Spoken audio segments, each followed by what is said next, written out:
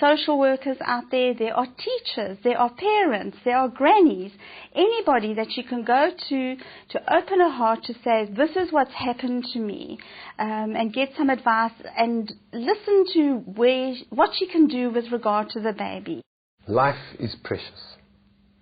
And I think the more we look at that statement, the more we will realize that even a young person who is desperate and considering abortion, or even any desperate situation where someone is forced into a situation to give up a child, if we can really look at the fact that life is precious, and if we weren't given life, we wouldn't have the opportunity to grow. And by giving, we give someone else the opportunity to grow. And everything is to do with self-mastery. So abortion, unfortunately, is just not an option.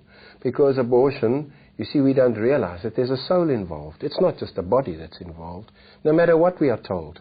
And there's an obligation involved to bring that soul into the world so that this soul can have an opportunity, as this mother has had an opportunity. So there are obligations here. And if one does not meet those obligations, it's very hard to live with oneself. So life is precious. We give and we take. If a mother had to come up to me who was looking at abandoning their baby as an option, I think it depends on how far along in their pregnancy they are. And Doe's spoken about abortion, and I can understand from what he's saying is that he's very against abortion. But that's the choice that a mother needs to make, and it's a choice that I feel that they need to know about if it's early along in their pregnancy, that it is something that they can do. If I may, I'd like to just take a slight exception to my colleague here. I'd like to say that abortion is not an answer. Adoption is a far better answer.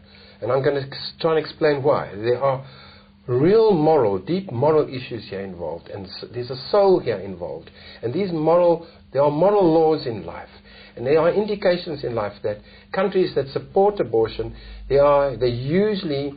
that country has all kinds of problems that come to them. And, life is such that what we put out is what we receive back. Can I disagree with you? You may. First of all, I think that abortion is a whole topic on its own. Okay, but you opened up saying that adoption is the option to abortion.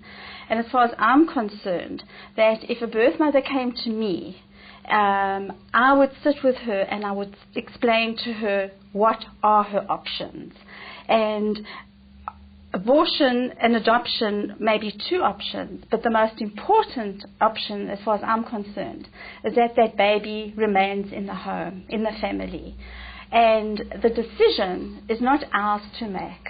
It is the mother's decision to make. That's how I personally feel. I tend to agree with what Melanie's saying, and it's because when a mother comes to you, you just need to explain to her what her options are. Whatever your personal opinion is, or whatever my personal opinion is, like Melanie said, the mother needs to be informed. And if that's the choice that she takes, then that's the choice that she takes. Well, as long as the mother is informed of the deeper issues involved here, and when we take a soul, whether you consider that to be so or not, murder is murder. One of the heartbreaking stories at Christiansveld is about a 1-year-old that has been rescued from an abusive home. When they arrived, the toddler was locked up in a cage. The child's limbs were so fragile, being kept in a cage prohibited her from crawling and strengthening her body. Today she portrays the abilities of a 4-month-old infant and also has fetal alcohol syndrome. With your years of experience, what was your most touching story that you came across? For me, if I think back, was 2 little boys that were found at the same time. They were a couple of days old, and we immediately had to take them to hospital. Obviously, that's where they go to, and they medically checked, and then the children went into temporary emergency care, because during that time they have to be medically checked for HIV, see if they're positive and any other problems.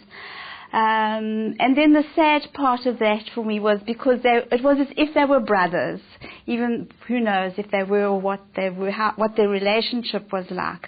That the one little one became very, very ill, and we had to move him to Nazareth House, where sadly he passed away because he was HIV positive.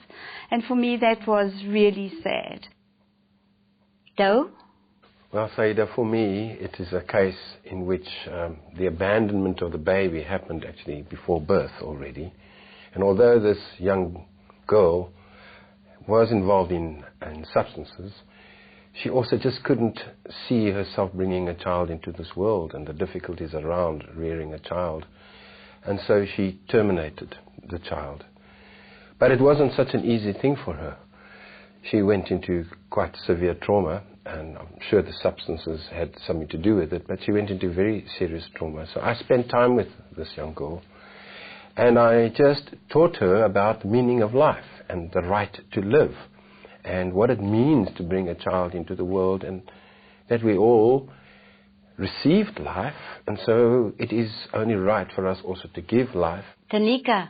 I say one of my most touching stories is when a baby was abandoned in hospital, and the social workers took the child to the emergency home and then spoke to the mother thereafter. And she, at first, never wanted to bring up this child and wanted this child to go up for adoption. She never wanted to hear anything about the child. One of her main reasons for giving up this child is because it was a mixed-race child. So she was afraid to show her family this child because then she would be shunned in the family and in the community. And eventually we got to speak to the family, and she spoke to the family, and they actually accepted her. And she moved back in with them. And as far as I know now, they're living happily.